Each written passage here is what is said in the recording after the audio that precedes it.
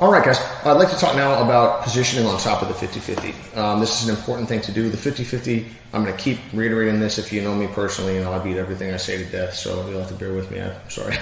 The 50-50 has three phases: top, bottom, and both of us seated, which means that no one's really on bottom, or we're both on bottom, or it's kind of a toss-up. It's when you're able and willing to be able to assertively be on top and control the top, assertively be on bottom and control the bottom, and understand how all of these phases function. You can move within them, you can stay in one, you understand their attributes and their assets, that you're going to become very, very effective in the position, and it's not a gimmick, and it's no longer something that works for you sometimes and then gets you stuck others. So I'd like to discuss top positioning. So if we come back, my initial move ought to be, for the most part, I'm going to grip my own shin, and I'm going to turn to the outside. It's very, very important. What I'm getting ready to do is execute a technical stand-up. Can I hop for a second? Imagine I'm like, ooh, I'm going to technical get up. This looks awful.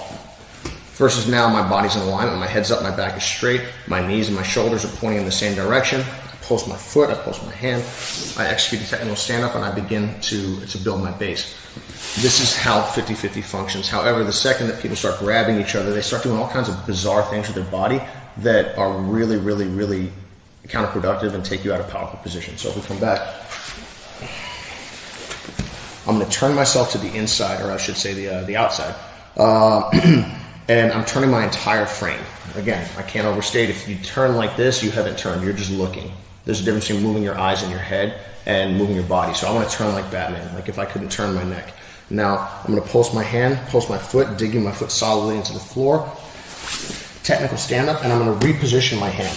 It's not wrong to sit like this, but if you notice with the triangle shape that I'm making right now between my knee, my hand, and my foot is isosceles. That means long on two sides, short on one.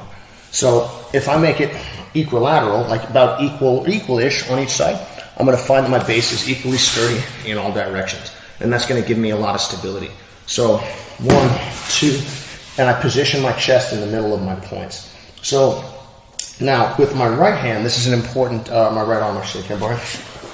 This is an important thing. Adam, I need to protect his legs, and notice how Adam is protecting his legs. If you lock a deep triangle, his hips naturally raise, and I start to bear and feel his weight on top of my thigh. That's okay. What I want to do is make sure that I'm moving and giving myself some space. A big common issue in this position is staying too close. We're going to get into the downsides that this has later on, but sitting like this when no one's pulling on you is totally fine. Sitting like this when someone can twist and turn my knee is really not good. He's going to find himself easily able to remove my foot from the floor, and I'm going to be in a good bit of trouble.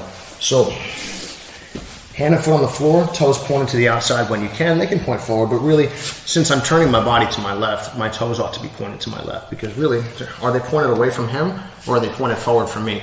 Kind of depends on who you're asking, but I would say they're pointed both, but again, they're pointed forward from me. This wouldn't make sense because I'm crossing my body in two directions. As Ghostbusters teaches us, never cross the streams. So if we're back here, now my right hand and my right arm, I should say, it's a frame. If Adam sits up, I can use this to bother him and control space or dictate space. This is similar to a long guard in striking or Thai boxing. Also, me leaning my right arm on top of my right knee allows me to reinforce it, because every now and then you're going to get people that are like ungodly strong that can try to turn you the other way.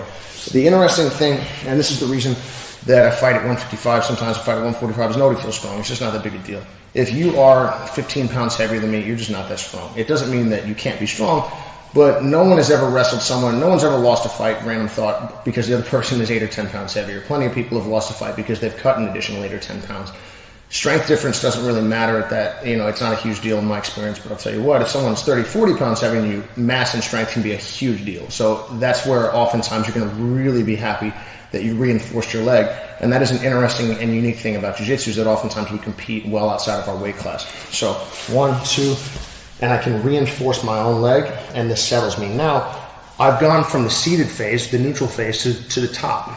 I've scored, potentially in a grappling context. I've gotten to where I can start to hit more effectively, and I've anchored to the top. But also I can return to the bottom. So all I'm going to do is undo what I've done, and I've returned to seated, which now allows me to reposition, the ability to easily reposition my leg, because it's not bearing any weight. All my weight's on my butt right now.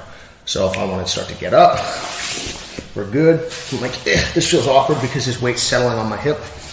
I can slide back in, begin to reposition, look to do any number of different things, or slide back out and kind of plant my flag in the position as the top player, as the top person.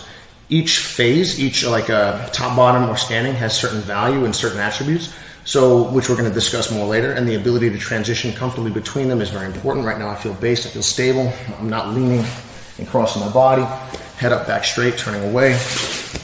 We're good. I'm like, I don't like it here anymore, I want to be able to move. I'll just settle